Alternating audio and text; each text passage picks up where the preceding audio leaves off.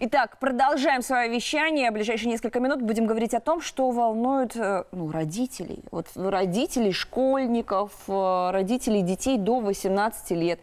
Где же мои родители чада? детей, которые хотят сэкономить. Даже не до 18 лет. Старшеклассники, понятно, они думают о поступлении, а родители, которые планируют детский отдых, а он все-таки состоится этим летом, волнует. А как же вернуть вот этот самый кэшбэк, про котором все говорят? В последнее время, да, много говорят, много пишут. У нас огромное количество вопросов. Если они есть у вас, пишите в наш мессенджер WhatsApp, телефон вы видите на экране вашего телевизора. Можете даже позвонить нам.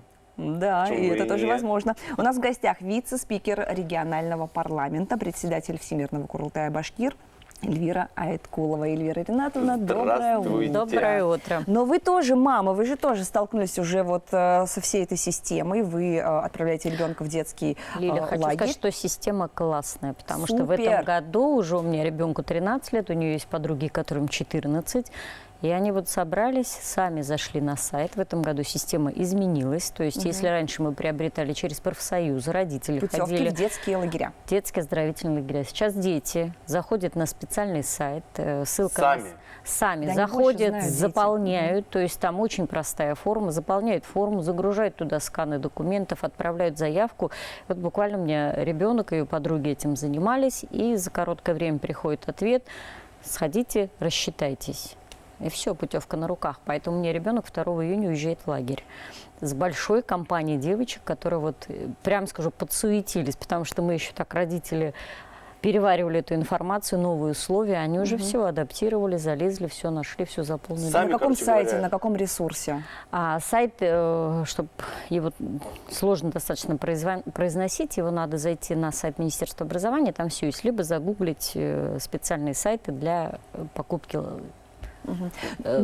путевок. Вы Билетов, говорю, путевок. купили путевку со скидкой 70%. Вот здесь Я надо правильно понимаю? разделять, потому что у нас сегодня, о чем Ваня говорит, что у нас там такой сумасшедший интерес вокруг кэшбэка. На самом деле у нас Республика Башкортостан, все последние годы мы тратим огромное количество бюджетных денег для того, чтобы помочь родителям организовать летний отдых, компенсируем эти суммы. И поэтому у нас в республике всегда была компенсация детского отдыха 70%.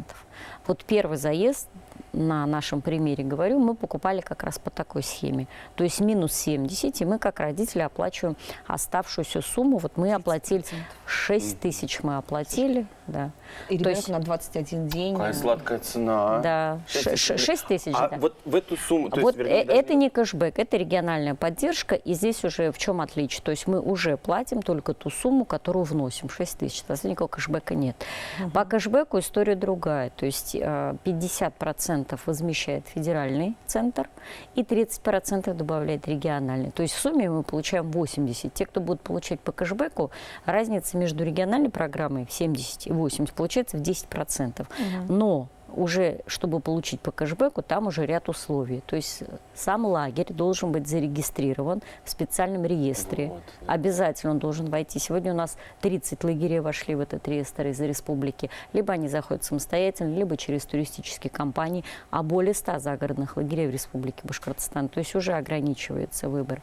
Второе, обязательно родители расплачиваются с карты МИР, чтобы на эту карту МИР возвращался кэшбэк. Обязательно тоже проходит регистрацию на сайте. То есть там отдельные условия. И, конечно, сегодня кэшбэк, я думаю, так вот в полную силу заработает ко второй смене. Сейчас уже ставят задачу. С 1 мая начали лагеря подавать заявки, родители к этому готовятся. Но мы понимаем, что такие решения информационные, да, поскольку все завязано на интернет, технологические, административные, чтобы успели все документы подписать, месяц – это очень маленький срок. Поэтому я думаю, что ко второй смене уже наработают, и уже вот эти 80% в полную силу заработают. А мы пока вот по региональной программе достаточно спокойно, и через сайт все очень удобно, все работает. И тут абсолютно как бы иногда, когда расскажешь, говорят, ну, конечно, мы понимаем, потому что вы депутат, абсолютно нет. Вот я на примере своей дочери и подруги. Вот мне помнится, что отпуск, например, для родителей, обычный отпуск, поездка куда-то тоже была с кэшбэком, да, вот там были пороги, например, там от 50 тысяч такой-то кэшбэк, там от 70 такой. Вот есть ли в детских лагерях тот самый максимум, да. минимум, да, который нужно есть потратить? максимальная сумма, которая будет Возмещаться это 13 599 рублей, но это, опять же, говорю, что примерно стоимость в загородных лагерях, она примерно одинаковая по стране. Ну, то есть такого разброса цен, допустим, как поездка за границу, естественно, нету. Поэтому, естественно, есть предельная сумма, и надо обратить внимание, что в семье, допустим, если ребенок едет, он может воспользоваться этой услугой, кэшбэком или поддержкой от регионального бюджета один раз. То есть какую-то одну смену. Он не За может сезон. бесконечно все лето ездить. Да. То есть если он едет дальше, то уже, соответственно, там оплачивается полная А стоимость. если многодетная семья?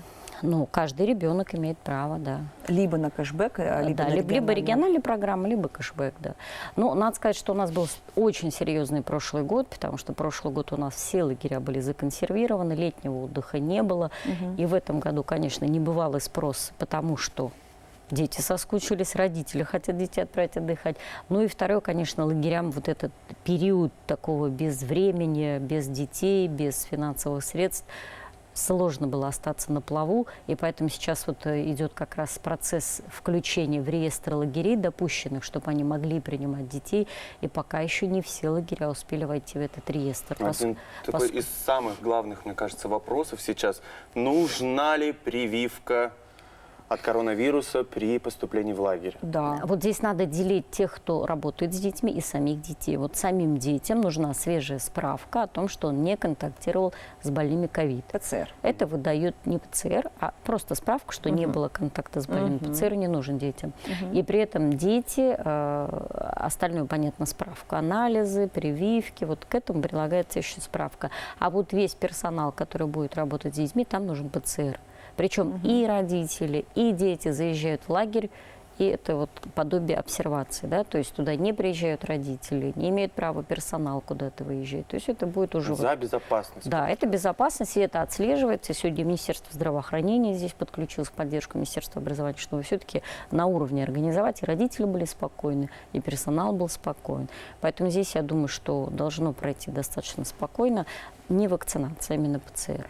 Ну и важно отметить, что также у нас продолжают работать онлайн-лагеря.